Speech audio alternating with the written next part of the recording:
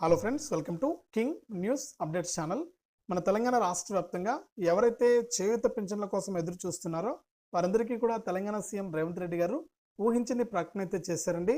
ఇన్ని రోజులు కూడా మనకు ఎలక్షన్ అనేది ఉండడం వల్ల, ఎన్నికల కోడ్ అనేది అమల్లో ఉండడం వల్ల ఏ పథకాన్ని కూడా అమలు చేయలేకపోయామని సీఎం రేవంత్ రెడ్డి గారు స్వయంగా తెలియజేశారు. ఇప్పుడు ఎట్టకేలకు ఎలక్షన్ అయితే ముగిసింది, ఎన్నికల ఫలితాలు కూడా రావడం జరిగింది. ఈ నేపథ్యంలో ఎన్నికల కోడ్ కూడా తీసేశారు కాబట్టి రాష్ట్ర వ్యాప్తంగా ఎవరైతే మనకు చేయూత పింఛన్ కోసం దరఖాస్తు చేసుకున్నారో, అలాగే ఆల్రెడీ ఆసరా పింఛన్లు పొందుతూ ఉన్నారో వారందరికీ కూడా ఊహించిన విధంగా కూడా అప్డేట్ అయితే తీసుకొచ్చారనమాట.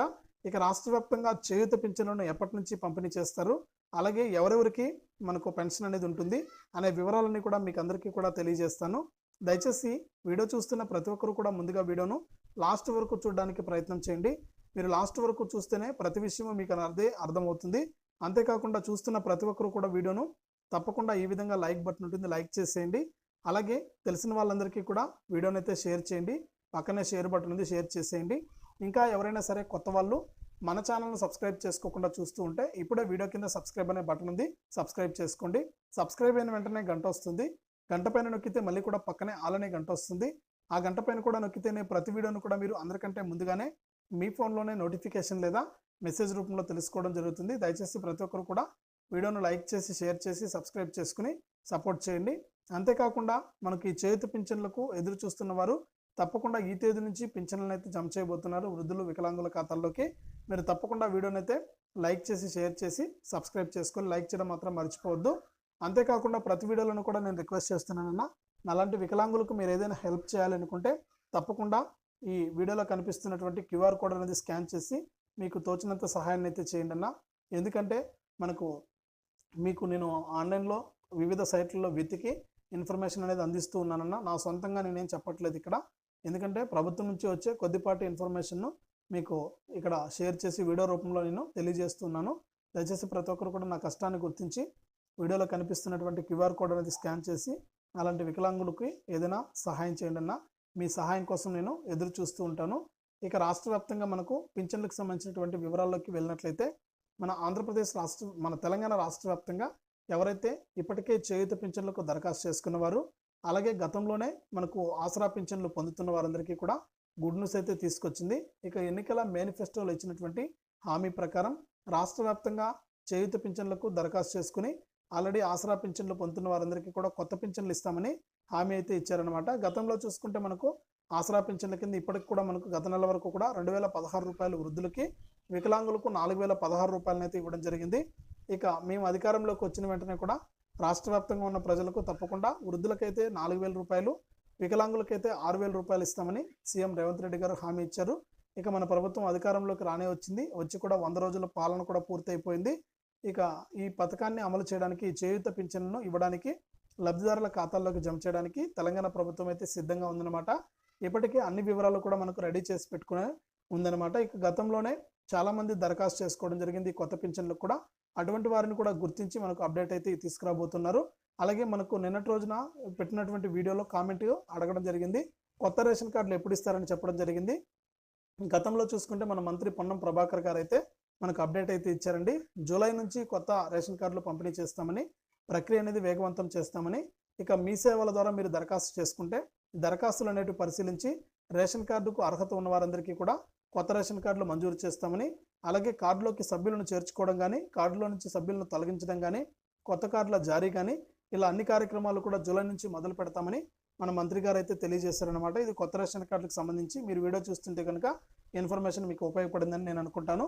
అంతేకాకుండా ఇక రాష్ట్ర వ్యాప్తంగా చేయూత పింఛన్లకు సంబంధించి ఎదురు చూస్తున్న వారందరికీ కూడా సీఎం రేవంత్ రెడ్డి గారు కీలక ప్రకటన అయితే చేశారండి. ఇక ఈ నెల నుంచి చేయూత పింఛన్లను జమ చేయాలని కూడా నిర్ణయం తీసుకున్నారు.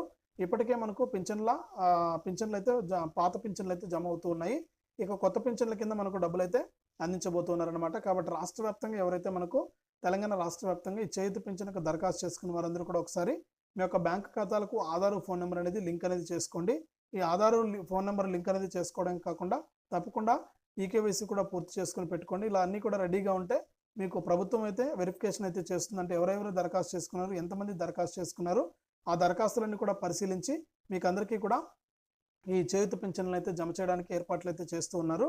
ఈ విధంగా తెలంగాణ రాష్ట్ర వ్యాప్తంగా చేయూత పింఛన్లకు సంబంధించి మన సీఎం రేవంత్ రెడ్డి గారు కీలక ప్రకటన అయితే చేశారండి.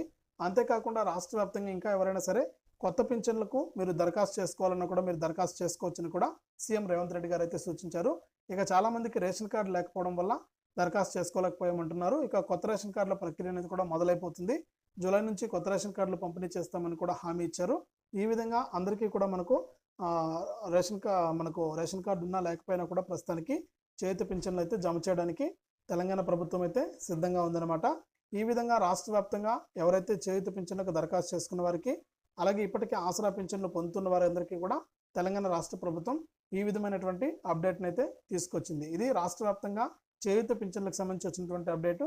దయచేసి వీడియోను లైక్ చేయండి, షేర్ చేయండి. ఇలాంటి మరెన్నో వీడియోల కోసం ఇప్పుడే మన ఛానల్ని సబ్స్క్రైబ్ చేసుకుని పక్కనే వచ్చే గంట పైన నొక్కి మళ్ళీ వచ్చే ఆలనే గంట పైన కూడా నొక్కండి.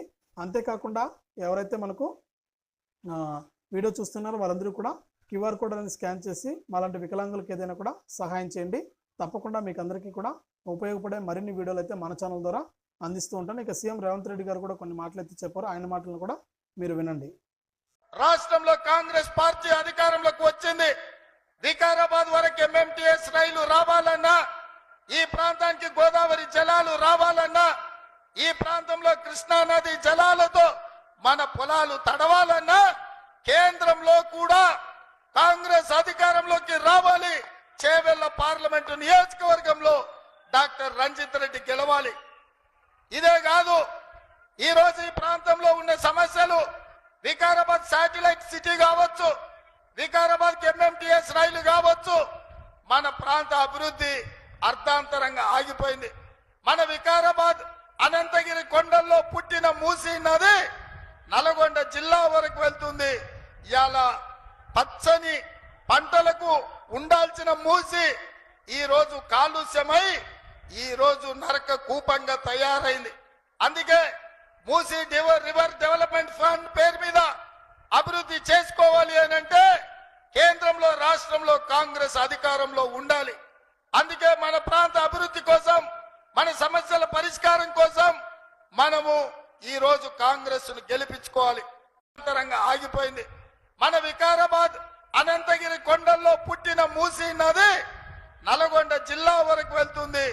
ఇవాళ పచ్చని పంటలకు ఉండాల్సిన మూసి ఈ రోజు కాలుష్యమై ఈ రోజు నరక కూపంగా తయారైంది.